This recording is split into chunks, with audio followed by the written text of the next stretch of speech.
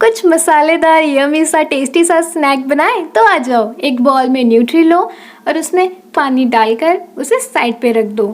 दूसरी बाउल में बेसन, नमक, गरम मसाला, लाल मिर्च और चाट मसाला डाल दो। उसमें थोड़ा सा पानी ऐड कर दो और एक प्यारा सा पेस्ट प्रिपेयर कर लो। दूसरी तरफ गैस पर कढ़ाई चढ़ा दो, उसमें तेल डाल दो। यहाँ पर हमारी न्यूट्री और पेस्ट बिल्कुल रेडी है। तेल भी गर्म हो गया है तो बस न्यूट्री को पेस्ट में डालो और डीप फ्राई कर दो।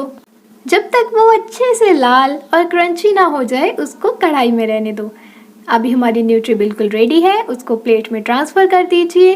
चटनी लगाकर इवनिंग स्नैक एंजॉय कीजिए।